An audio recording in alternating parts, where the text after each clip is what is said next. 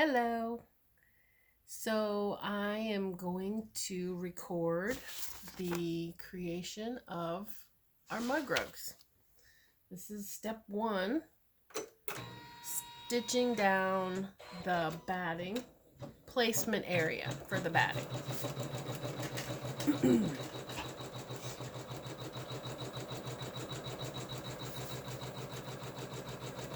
I'm using black thread.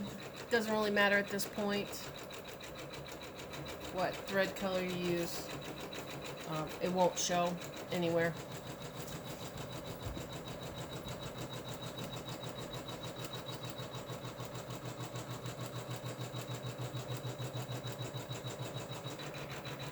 I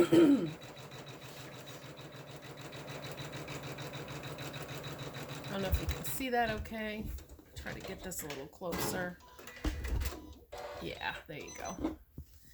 So then on my machine, I like to kick the thread out from underneath, make sure it's cut, it doesn't get stuck. And then place the batting on that area and start.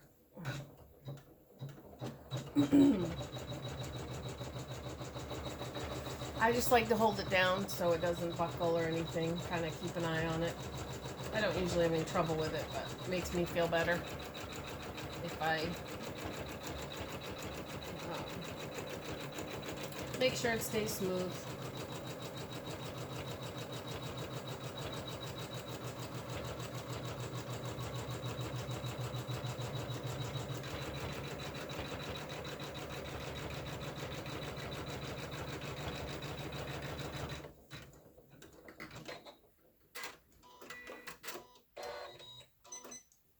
I am going to change thread color here just because now I'll start tacking down the material.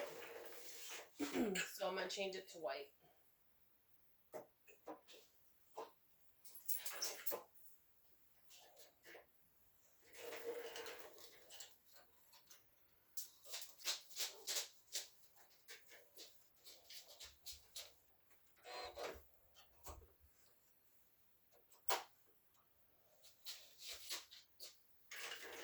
And then my machine tends to make little stitches where it starts, so I try to move forward a couple. This is number 3. This will stitch the placement area for the first and second strips.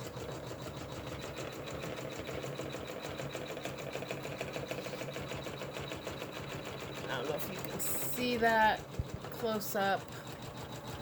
It does a rectangle.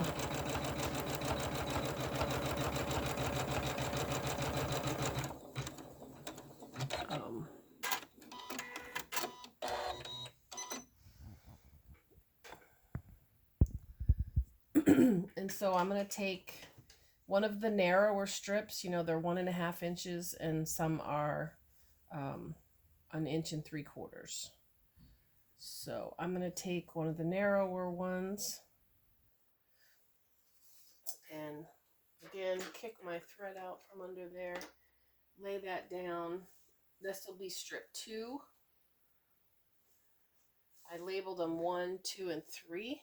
So this is strip 2. Strip 1, the wider of the 3, goes down, face down on top of that edge, which, assuming this is the top, so it would be the left edge. Again, I'm going to put my machine where it's supposed to start and tack down. It does do a pretty generous seam there, so you could move it up just a smidge, but as you make them, you will see what works best for you and your machine. This thread, for some reason, is not cutting here. So again, I'm going to forward mine to the next starting position and fold back strip 1. Then strip 3, I think I might have used the wrong one here, but anyway, they're pretty close. Strip 3 goes down, face down again on strip number 2.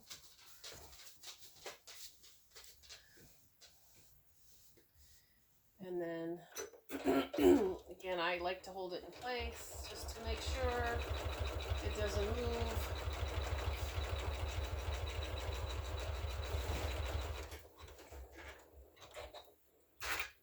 Cut off my ends here.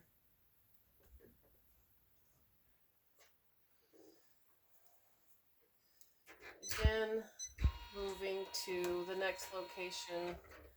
Again, this is not cutting. I don't quite know why. I'll have my digitizer fix that. But I won't see her again for a while. So now we fold back. So you have all 3 strips. Then you take your 5.5 inch square, put that on the edge of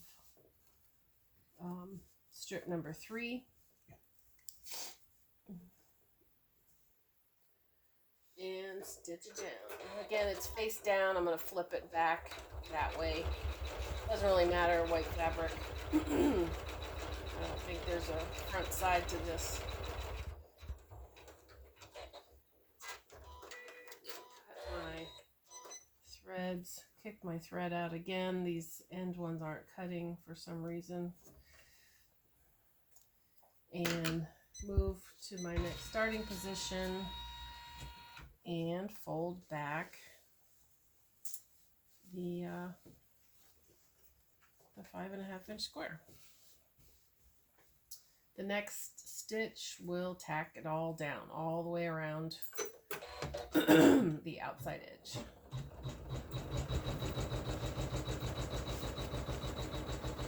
This is step number 7.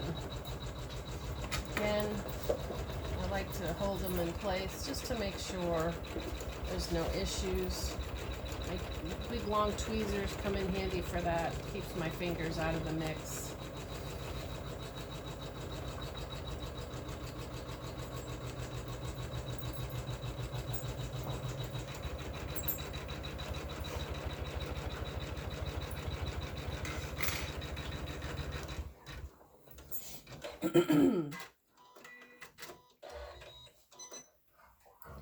Again, I'm going to kick that thread out, cut off the previous tail.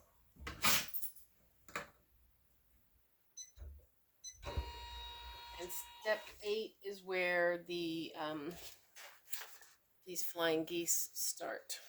So I'm going to change my thread. First color is the lime green.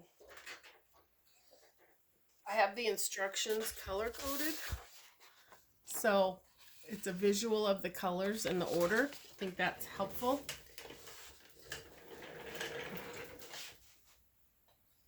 And again, changing the thread to lime green.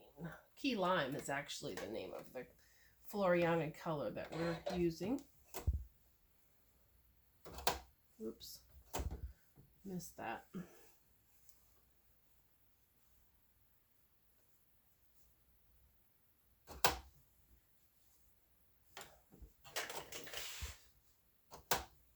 Okay.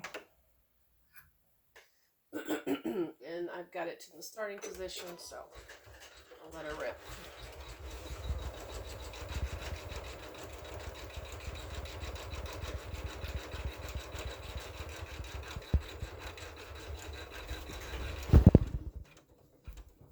Again, it's stitching the 3 first 3 flying geese here.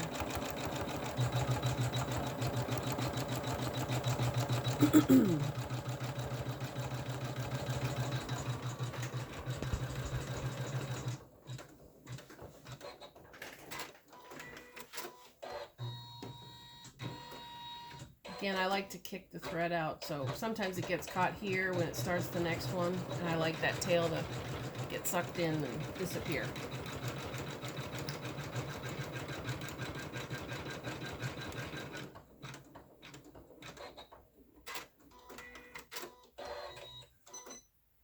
This is a little tedious for my one needle, so those of you with 6 or 10 needles are gonna enjoy this a lot more than I do.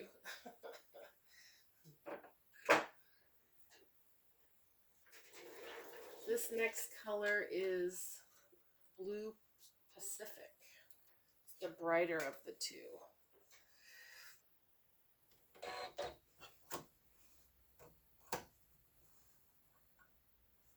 Again, I put my needle in the starting position. It tends to do a stitch in the previous triangle, which I don't like, so I move mine forward.